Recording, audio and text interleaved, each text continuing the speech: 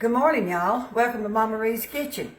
It's another beautiful day here in Alabama, plus the rain, which we're glad we're getting the rain. God only gives us what he knows we need anyway.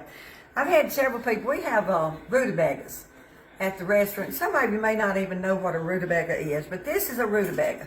Now, this is a small rutabaga. I think it's kind of like an overgrown turnip. It's really what it is. But we have them on the bar on Monday. Well, it got to where you see how big it is. All right, you see these old hands. It got to where it was kind of difficult to peel them because it's a very hard. And so I quit having them at the restaurant. Well, lo and behold, I don't remember how I found out or anything, but you can buy them frozen. So I've been buying the ones we have at the restaurant now are frozen rutabagas. But I have not been able to find them in a grocery store. Maybe you will. I haven't really looked too hard, but I know I get them from my supplier. So if you can look around and find them in the frozen department, that'd be the ones to get. But we're going to cook a fresh one this morning, and I'm going to show you how we do it. We just take the rutabaga, and like I told you now, it's hard. And we cut the end off. And I'm telling you, it's hard to peel. Well, Mama?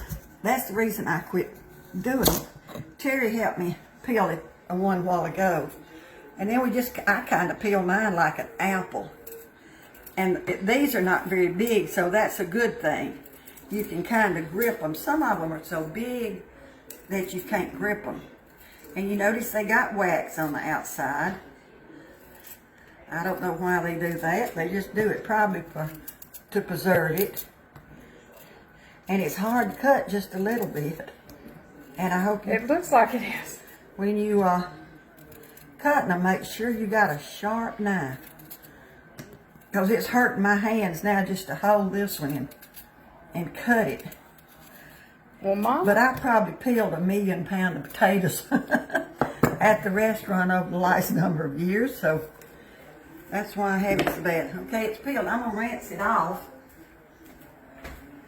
My kitchen is a mess. I got so many projects going this morning. I don't know which way I'm going. I got something I want to show you that I made a little bit ago. Then I just cut mine in half. If I can get it cut half.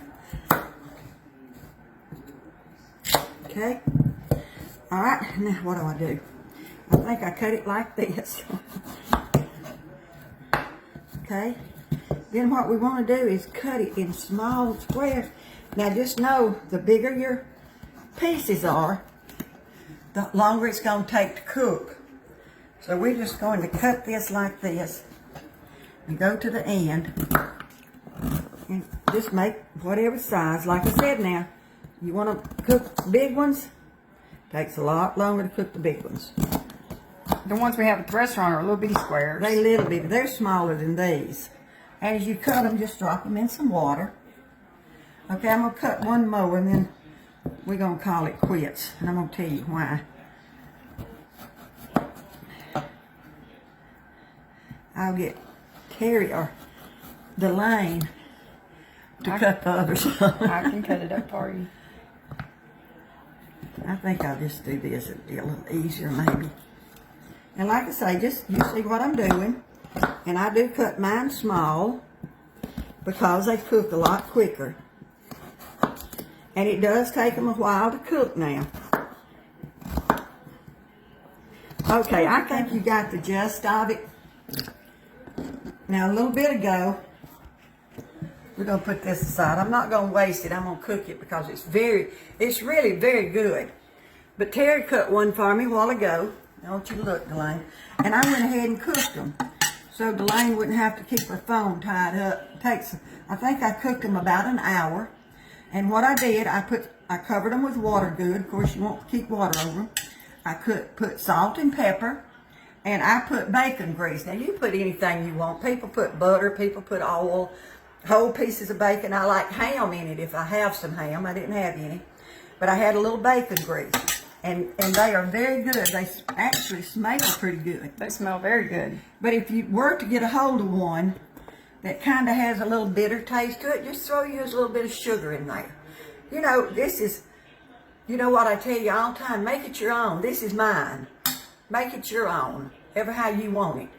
And that's what I'm going to show you. Now, we're going to make another video after a while, and I'm going to make cornbread. Gotta have cornbread with rutabagas. And I'm going to fry us up a few onions. I mean, some potatoes. Well, the way we fried it's a few potatoes with onions, but I'm going to fry some of them up, and that's going to be our lunch. But I wanted to show you, I told you I've been zooming around in the kitchen. How many of you remember tea cakes that our mothers made? Those look delicious. Now I'll probably cry telling you this. But as a child, when we came in from school, Mother always had a plate of tea cakes sitting, had a towel, covered them up. And that was our snack for when we got in from school. So I've been wanting to find a recipe, and I think this is a good recipe right here. Now, please don't ask me to make them because they're a lot of trouble. But they are very good, and it just brings back so many memories of tea cakes, okay? All right, we're going to say bye on this video. I hope you try the rutabagas. I think you'll really like them. And we're going to be back in just a little bit. We're going to make some cornbread to go with these rutabagas, but it'll be a totally different video. I got one question. How do you know when they're done? They're tender. When you They're can just tender. They're just, like, and I'll eat one. They're tender. Okay. They're just tender. Like anything else you cook, like a potato, anything. Okay. Whenever it gets soft, it's done. And they're very good, by the way. Of course, you maybe have to develop a taste for them, but try them anyway. We love y'all.